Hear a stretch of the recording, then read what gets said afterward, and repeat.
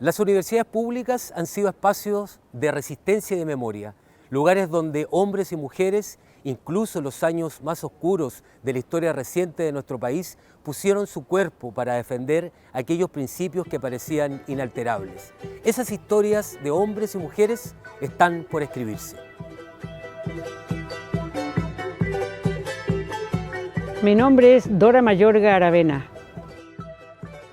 Nací en Punta Arenas en 1932. Muchas alegrías, muchas, pero indudablemente la más grande, el día del nacimiento de mi hija. He tenido hartas penas en mi vida, pero la más grande fue el asesinato de Manuel Guerrero Ceballos, el día de mi cumpleaños, el 29 de marzo de 1985.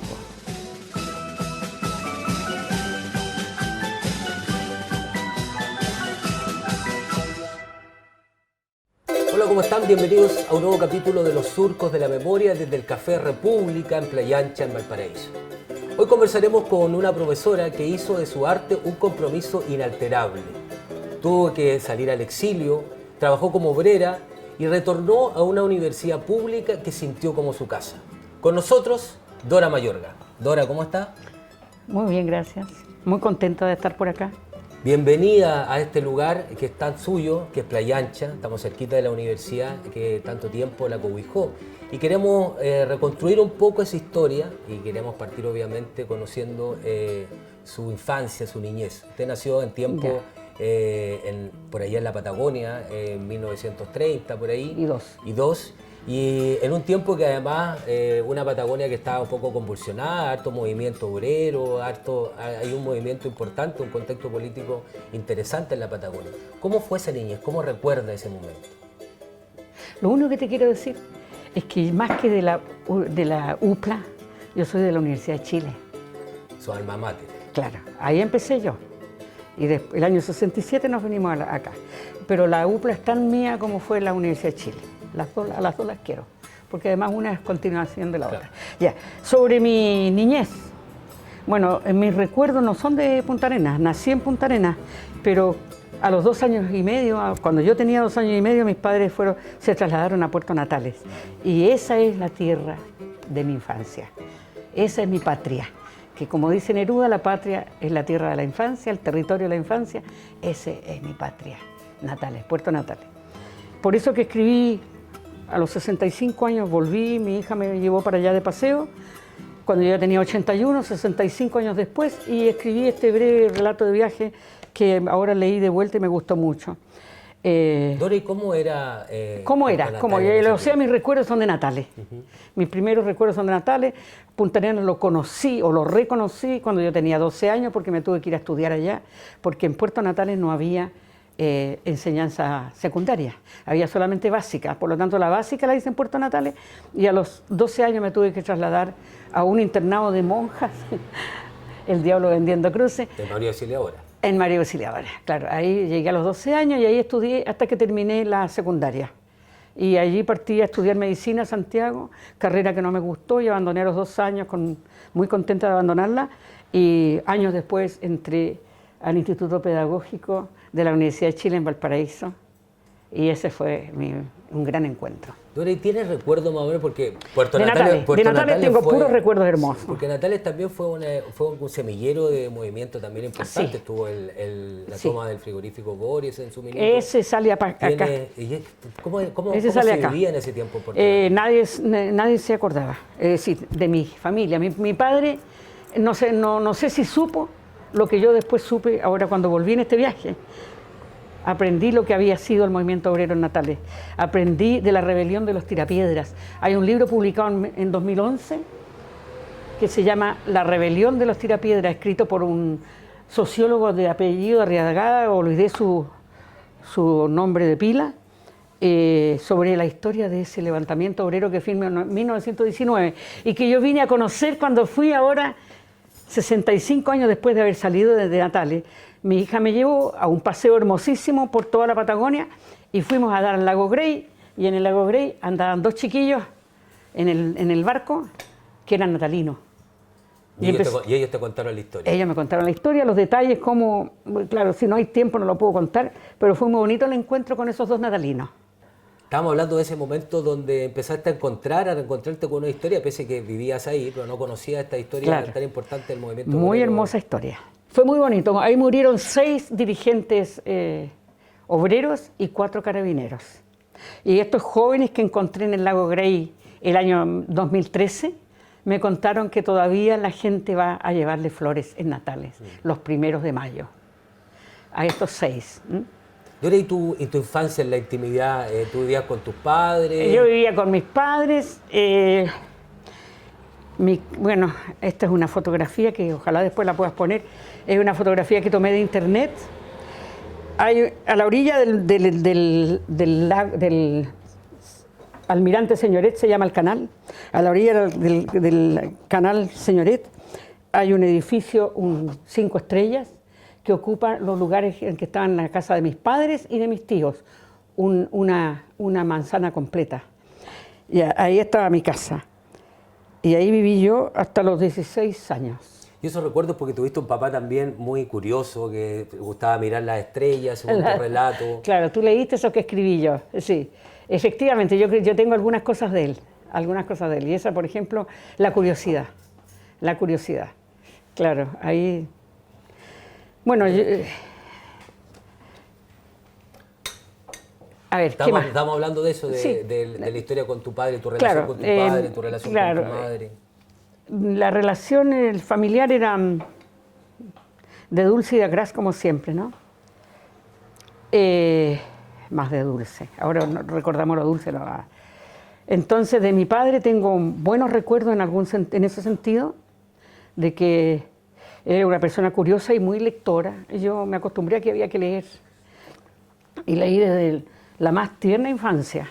¿Cuáles son tus primeros recuerdos de esa lectura? Yo tengo 5 años. Yo tenía 5 años cuando me regalaron mi familia era muy pobre, muy pobre.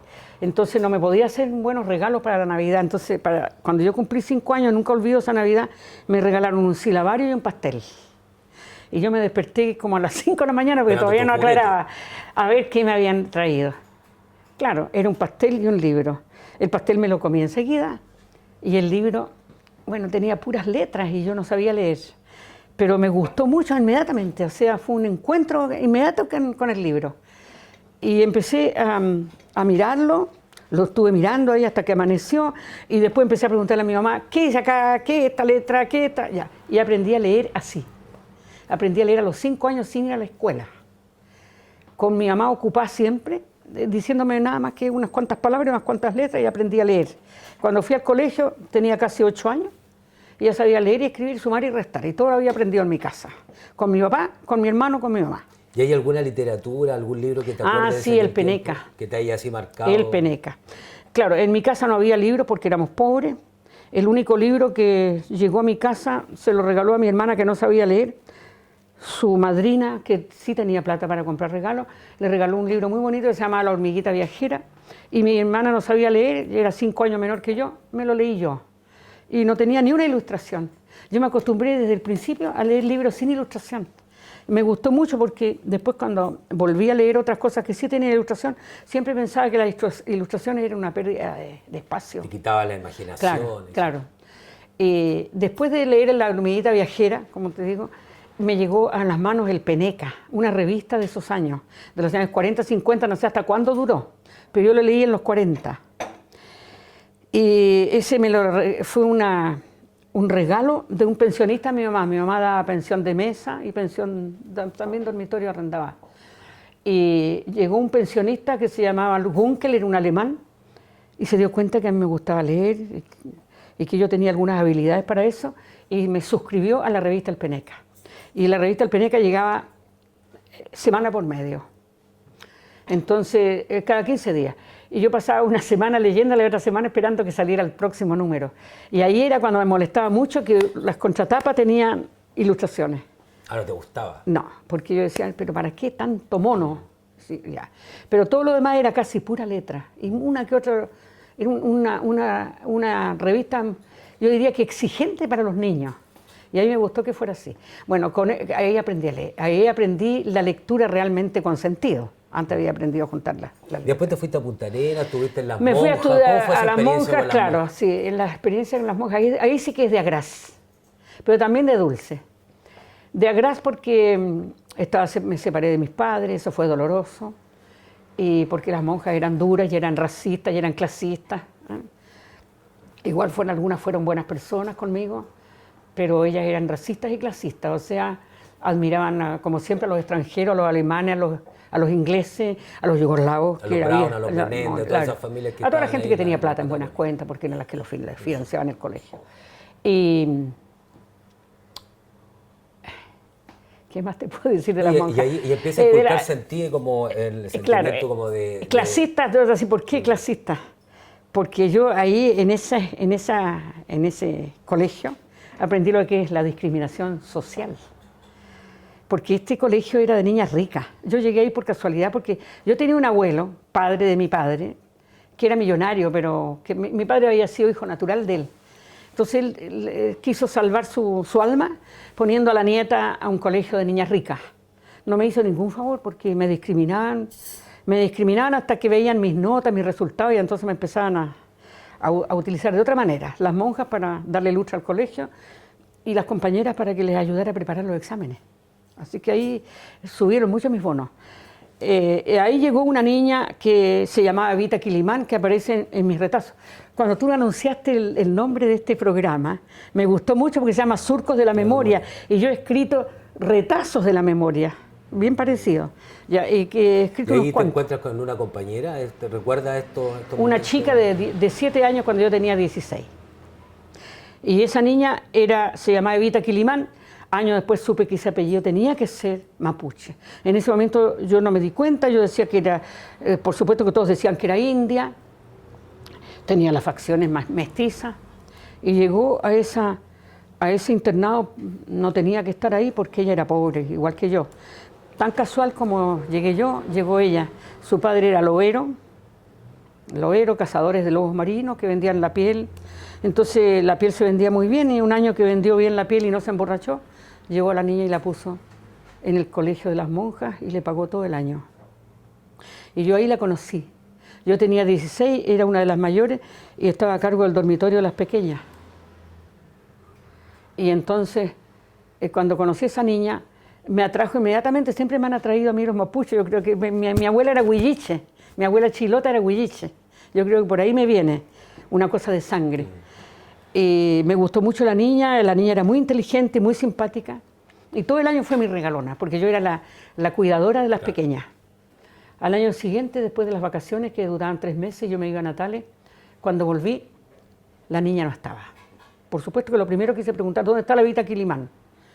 Y por supuesto las monjas se miraban una a otra, se hacían las tontas y no me dijeron nunca dónde estaba la Evita Quilimán. Hasta que un día salimos en una procesión religiosa en que iban los colegios, primero el colegio de los curas salesianos, después el colegio de las monjas salesianas, y detrás una institución que yo conocía poco y se llamaba Asilo Sagrada Familia.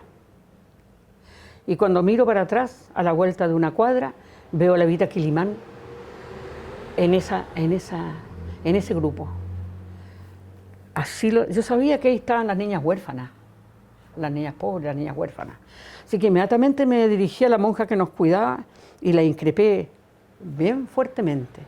Y le dije, ¿por qué la Evita Quilimán está allá y no está con nosotras? Y la monja me dijo, porque el papá este año no vino a inscribirla. ¿Y por qué se tuvo que ir para allá? Porque papá no tenía plata. Ya. Eso me marcó, ¿para qué te digo cómo? Cuando yo me hice comunista, ¿cuántos años después?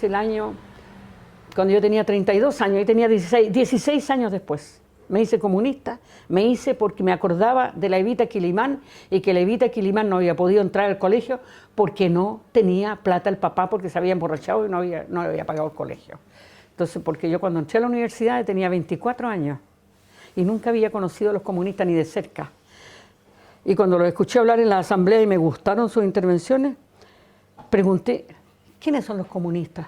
Y una compañera que era un poquito menos despistada que yo, me dijo, mira, yo lo único que sé, me dijo, es que ellos están por la sociedad sin clase.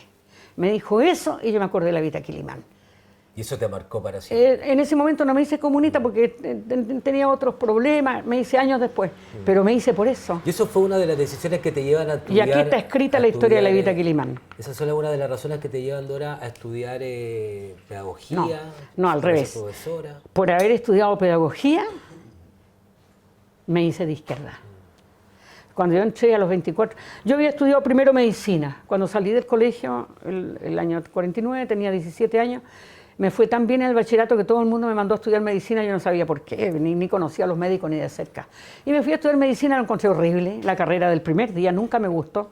A los 2 años me retiré, tenía de 20, 21, trabajé varios años y a los 24 entré al pedagógico.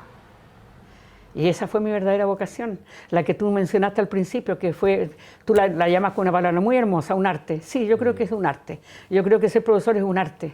Pero yo nunca lo habría visto así, pero me encantó que lo hayas dicho así. Dora, hay un lugar que me imagino que es muy importante para ti, que es la Universidad de Playa Ancha. Estamos cerquita. La de Chile y la de Playa Ancha. La de Chile de Playa Ancha. Vamos un rato a recorrer los pasillos, a recuperar esos olores, esos momentos que tú viviste con esos alumnos en esta universidad, y regresamos porque queremos hablar contigo también de tu presente. Has cambiado un poco tu línea y ahora estás por física, por un lugar que puede ser ya lo dejé. desconocido. Ya lo dejé. Lo dejaste. Ahora, pero queremos saber en qué lugar está Dora hoy día. Vamos y regresamos.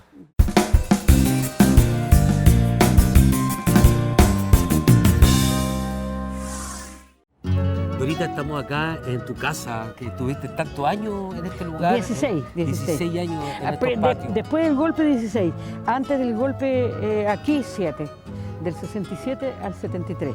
¿Y qué representa para ti volver a caminar por estos lugares, por estos espacios? Siempre me gusta mucho venir.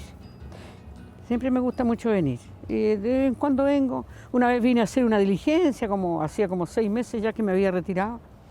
Y venía por este patio y de repente escucho aplausos. Y yo dije, ¿quién vendrá que están recibiendo? Y era a mí que me estaban aplaudiendo, eran mis exalumnos que estaban acá. Te estaban esperando. Todavía quedaban exalumnos. Oye, y aquí este patio es muy simbólico además porque está representado acá todas las víctimas de la dictadura, profesores, académicos. Félix Figuera fue compañero mío de célula en el partido. Y Luis Sanguinete fue compañero de facultad, en la facultad de... No, él era de la facultad de Sociales y yo era de la facultad de Humanidades. Y Félix Figuera era de mi misma facultad, de la facultad de Humanidades. Ya, claro, ellos eran colegas míos.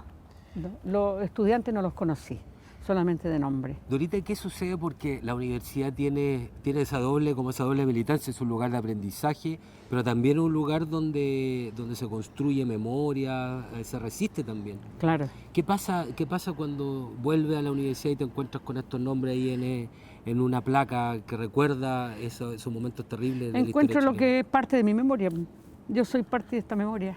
Entonces, me encanta que la Universidad de Playa Ancha sea fundamentalmente un lugar de la memoria. Y no solamente un lugar donde se forman buenos profesores de castellano y de básica y de otras especialidades. Eso también me gusta, pero más que nada me gusta el ejercicio de la memoria que se hace en esta universidad, en la cual ustedes participan naturalmente. Tú, el Lucho y todos. ¿Y tú crees que la universidad tiene que ser un espacio como de resistencia, un espacio que promueva la reflexión? ¿Cómo sientes que hoy día la universidad, ya que ya no está acá en la aula, pero uno tiene una idea, hoy día se ha probado, por ejemplo, la gratuidad para algunos? Entonces, ¿cómo sientes que hoy día está funcionando el sistema educacional chileno? Se le ha quitado todo lo que se ha podido a las universidades estatales y a la nuestra, por supuesto, entonces también. Todo lo que han podido se le ha quitado. Las herramientas para cumplir sus grandes misiones se le han quitado. Pero a pesar de eso las sigue ejerciendo, sigue cumpliendo con su misión, yo creo. Universidades como la nuestra, la Playa Ancha, como la Chile, como las universidades, muchas de las universidades regionales que conozco menos. Yo creo que siguen cumpliendo una buena parte de su misión de construcción de un hombre. No sé qué decir integral porque lo dice todo el mundo, pero es una palabra que corresponde. Un hombre verdadero. ¿Y qué sucede cuando vemos una sociedad tan individualista, tan capitalista, donde la educación para algunos es un negocio, donde hay que tener lucas para poder estudiar? ¿Qué te pasa con eso, Dorita? Me da mucha rabia, por supuesto. Me dan ganas de hacer tira todo lo que pueda. Pero naturalmente que hay que armarse de paciencia porque la recuperación va a ser lenta. Pero yo creo que siempre se avanza un poco. A pesar de todo, se avanza. Dorita, volvamos al café y Volvamos al seguimos café. conversando sobre otro tiempo tuyo. Después te fuiste al exilio y queremos conocer también en qué está la Dorita hoy día. ¿Vamos Vamos, al café? vamos Y nos acá. vamos acá caminando Ya. por este patio tan emblemático para la universidad. Ya.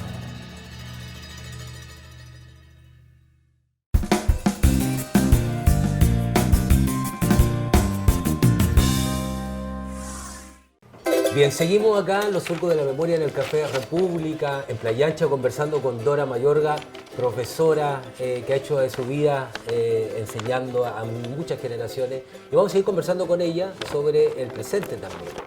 Pero nos quedan algunos temas todavía, porque llegamos hasta tu infancia, hasta tu niñez en Puerto Natales. Dora, queríamos preguntarte, hubo un momento cuando tú estabas haciendo clase ya, donde se empiezan a vivir estos cambios, la sociedad empieza a exigir, la educación se transforma a partir de la reforma de educación, en la fines de la década de los 60. ¿Cómo viste tú ese proceso educacional? Precisamente entendiendo que parte de lo que tú habías pensado en tu infancia, en tu juventud, con lo que te había sucedido, empezaba tal vez a tener algo de sentido, empezaba a existir algo de igualdad en la educación. Sí, yo creo que en mí tuvieron tanta importancia la educación y la política. Pero me da, no sé qué usar la palabra política que está tan desprestigiada, pero yo soy de la otra política, no sé si es la antigua o la del futuro. La del futuro yo creo que es porque todavía no existe. Para mí, más que la política, lo que me atrajo desde que entré al pedagógico de la Universidad de Chile, que después continuó aquí a los pocos años aquí en Playa Ancha, lo que me atrajo fue justamente la posibilidad de la justicia social. Porque como te digo, la Dorita Quilimán me marcó en el sentido de que ella fue injustamente discriminada porque era una niña inteligente y simpática.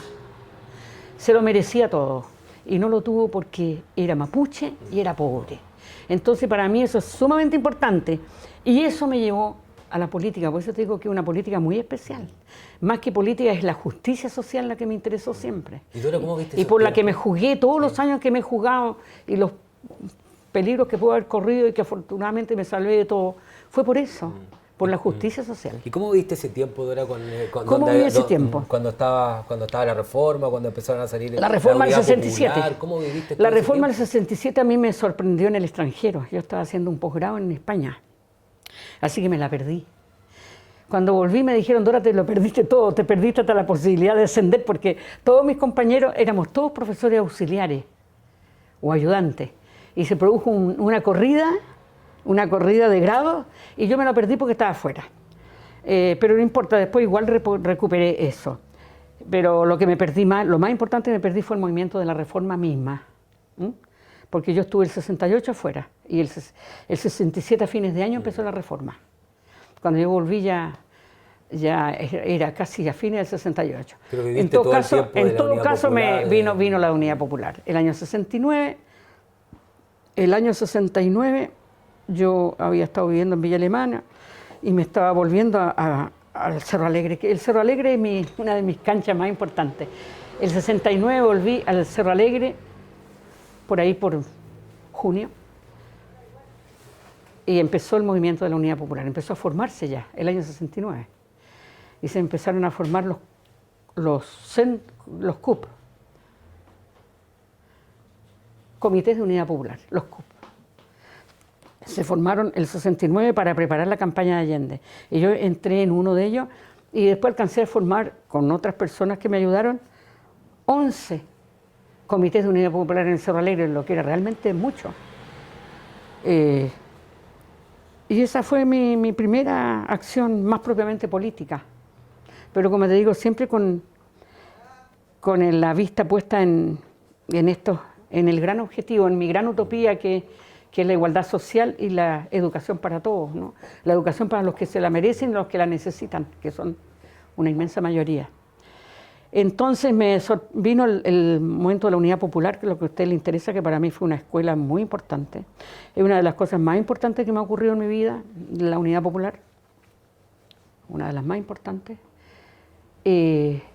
Trabajé mucho en la campaña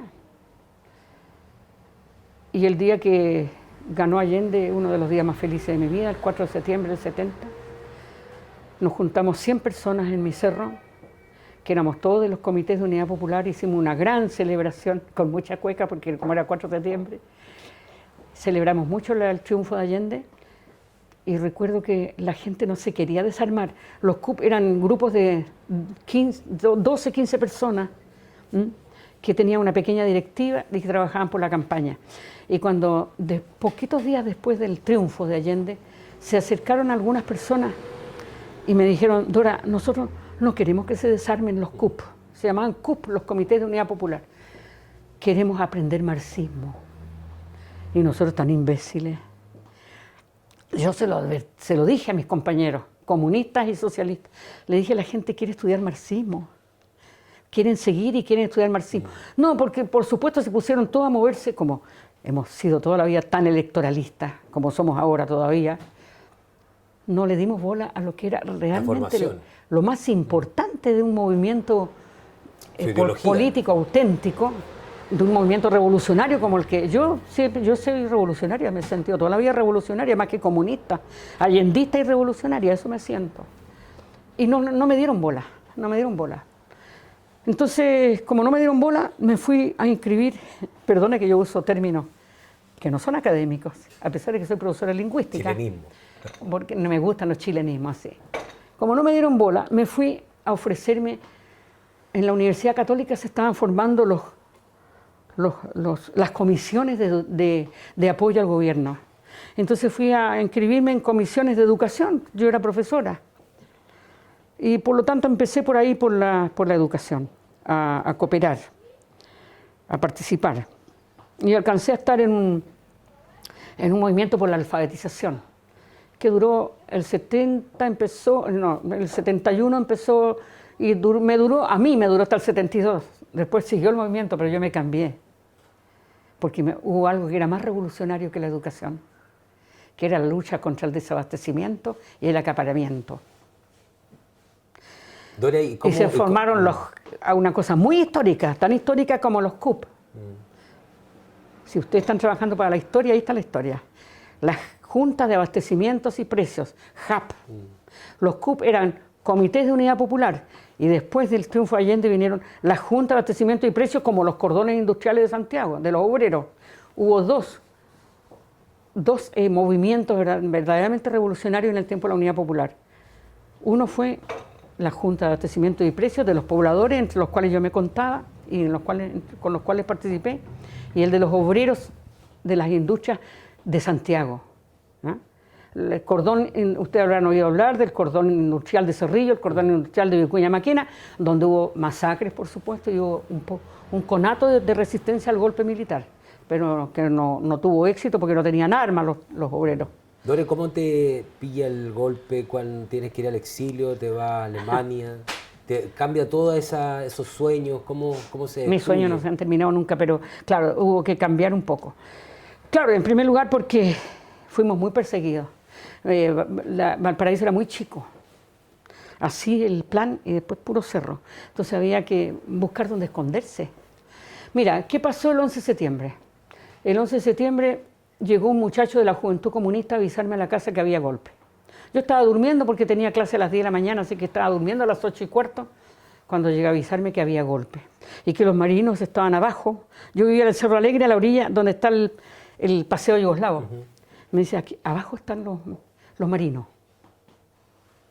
Entonces tuve que irme de la casa. Afortunadamente se me ocurrió inmediatamente que me tenía que ir de la casa. Y hice bien porque me la allanaron 3 veces, me habrían llevado detenida y me habrían torturado, y me salvé de eso. Yo me salvé de las torturas y quizá de la muerte, porque compañeros míos murieron y muchos fueron torturados y varios murieron. Entonces me fui donde una compañera, la mamá del chico que me había ido a avisar. Me fui a la casa de ella, pero ella también era comunista, por lo tanto ahí no me podía quedar. Mira, ahí viene un poco una nebulosa. Yo no sé dónde dormí la noche del 11 de septiembre. Nunca me he acordado. Pero lo único que sé es que nunca más dormí en mi casa. Nunca más dormí en mi casa. Ahí partió tu exilio. Ahí partió mi exilio. No sé dónde dormí la noche del 11, me acuerdo dónde dormí la noche del 12, una casa de un matrimonio comunista. Esa noche fue allanada esa casa. Yo vi el allanamiento, está escrito también en mis retazos de la memoria, está escrito el allanamiento. No me llevaron detenida porque se llevaron al dueño de casa, lo iban a buscar a él, mejor dicho a ella, porque trabajaba en la JAP. Los más perseguidos en Valparaíso fuimos, aparte de los grandes dirigentes conocidos, fuimos las dirigentes de JAP de los Cerros. Éramos los enemigos de los militares, los enemigos principales, mujeres la mayoría. Entonces a mí me buscaban por eso, no me buscaban por ser académica de la Universidad Playa Ancha. Yo había hecho clases de gramática, no había tenido ninguna oportunidad de transmitir mi contrabando ideológico. Fue porque era dirigente de JAP, en el Cerro estaba Patria y Libertad, ese grupo juvenil fascista, nazi, fascista, que nos tenía todos inscritos. Había hecho una lista con nosotros, se la entregó. Entonces a mí me fueron a allanar la noche del 12. Mientras allanaron en la casa donde yo estaba refugiada, allanaron la mía, donde estaba mi papá. Así que mi padre fue testigo, mi padre se desmayó de la impresión. Y yo estaba en otra casa, por eso me salvé. La noche del 13 dormí en la casa de una compañera que era profesora de francés y que me conocía nada más que como profesora de la UPLA, pero me estimaba. Me mandó a ofrecer su casa. Y ahí estuve más, como 2 semanas o 3 semanas, refugiada ahí. Ahí no me buscaban porque ahí yo no la buscaba. Y así nos fuimos salvando. Me cambié, para hacerte el resumen, 7 veces de casa antes de llegar a una embajada en Santiago. Pero nos queda poquito tiempo, nos queda un montón de temas que queremos tratar contigo. Sí, ya la memoria es demasiado larga para tan poco rato. Para poco tiempo. Pero para tratar de conocer un poco más ese tiempo, llegaste a Alemania, te tocó, trabajaste como obrera. ¿Cuál fue ese, si podemos resumir un poco ese tiempo? Yo sé que son muchos años en la historia. Es tan importante para mí el exilio en Alemania que aquí tengo la bandera de la RDA, que aquí tengo esa escultura hecha por un obrero, compañero mío de una fábrica de autos donde trabajé, y estos 2 reproducciones de los llamados briquettes, que eran las barras de carbón de una fábrica, de una mina de carbón que había existido antes de la fábrica de autos donde yo trabajé. Trabajé 1 año en esa fábrica, y ahí me regalaron esto, hecho por un obrero de la República Democrática Alemana. Ojalá que eso salga en la entrevista, que no lo, ¿cómo se llama? Que no lo editen, que no lo editen. Hecho por un obrero de la RDA, porque había allí talleres en esa fábrica donde yo trabajé, en la fábrica de autos, talleres culturales. Uno de esos era de escultura. Y me dijeron, compañera, le vamos a regalar esto, que lo hizo un obrero nuestro. Y ha viajado conmigo, imagínate, yo me vine el año 83 de Alemania, y ha viajado conmigo por todas partes y se lo acabo de regalar a la que tú conociste, a la Natalie, a una exalumna mía. Se lo regalé porque estoy regalando las cosas porque ya pronto me toca morirme y no me las quiero, no las puedo llevar a la tumba, no las quiero llevar y se las estoy regalando. Eso es para mí una de las cosas, esto es lo más representativo para mí de lo que fue para mí el exilio. Dora, para ir finalizando esta entrevista, ¿en qué está hoy día? ¿Te saliste ya, estás fuera de la universidad? ¿Qué vino la nostalgia? Hay también, el contexto también ha cambiado. Hoy día las mujeres están más empoderadas, hay movilizaciones sociales que han reivindicado ciertos derechos. Participo. ¿En qué estás tú hoy día, Dora? Bueno, lo único que puedo hacer ahora es marchar cuando puedo, pero ahora hace un tiempo que no puedo marchar porque tengo la pierna mala. Pero hasta que se me echó a perder la pierna en marzo estuve marchando contra la AFP. O sea, yo voy a morir en mi ley, como se dice. Y esta última marcha contra la AFP no pude ir porque tengo en tratamiento la pierna derecha y no puedo caminar tanto. ¿Cómo sientes que está la sociedad hoy día? Es grande la pregunta. Es una pregunta un poco cruel. Pero ¿cómo tú sientes? Pero siempre hay algo bueno. Para mí lo más hermoso que me ha pasado en mi vida ha sido el contacto con la juventud, como tú lo dijiste al comienzo. El contacto con la juventud, y eso me sigue salvando. En todas partes me encuentro con jóvenes. Y en todas partes los jóvenes quieren oírme hablar. Mi hija me dice, mamá, tú hablas tanto. Le digo, pero si todos quieren que yo hable. Mis exalumnos todos quieren que yo hable. Te quieren.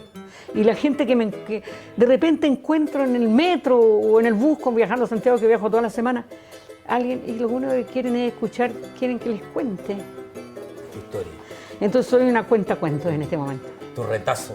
Mi repaso de la memoria. Bueno, empezamos a terminar este programa. Dora, te queremos dar las gracias por permitirnos entrar un poco en tu vida. Se nos hizo cortísimo la conversación, hay mucha historia que queda, pero están tus libros también, que es tu testimonio vivo para poder encontrarte también.